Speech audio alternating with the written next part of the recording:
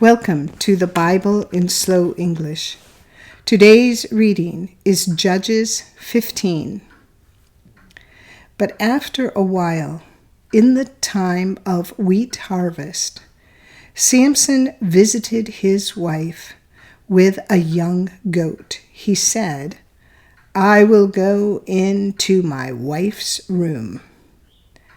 But her father wouldn't allow him to go in. Her father said, "I most certainly thought that you utterly hated her. Therefore I gave her to your companion. Isn't her younger sister more beautiful than she? Please take her instead." Samson said to them, "This time I will be blameless in the case of the Philistines when I harm them."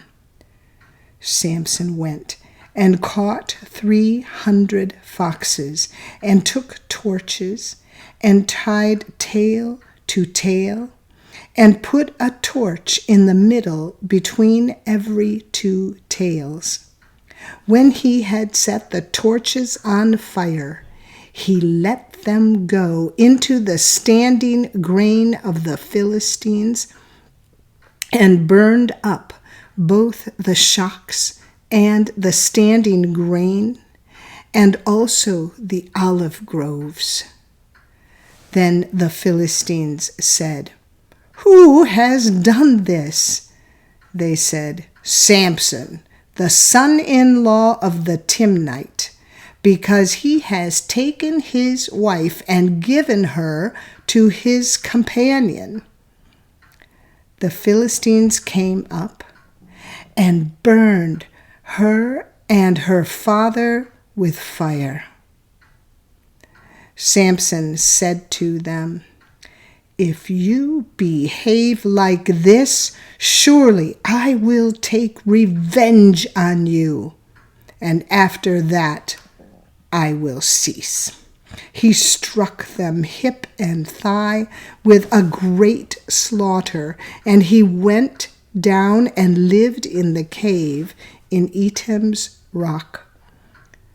Then the Philistines went up, encamped in Judah, and spread themselves in Lehi. The men of Judah said, "Why have you come up against us?" They said, "We have come up to bind Samson, to do to him as he has done to us." Then 3,000 men of Judah went down to the cave in Etam's rock and said to Samson, "Don't you know that the Philistines are rulers over us? What then is this that you have done to us?" He said to them, "As they did to me, so I have done to them." They said to him, "We have come down to bind you, that we may deliver you into the hand of the Philistines." Samson said to them, "Swear to me that you will not attack me yourselves." They spoke to him, saying, "No, but we will bind you securely and deliver you into their hands, but surely we will not kill you." They bound him with 2 new ropes and brought him up from the rock. When he came to Lehi, the Philistines shouted as they met him. Then Yahweh's Spirit came mightily on him, and the ropes that were on his arms became as flax that was burned with fire, and his bands dropped from off his hands. He found a fresh jawbone of a donkey, put out his hand, took it, and struck 1,000 men with it.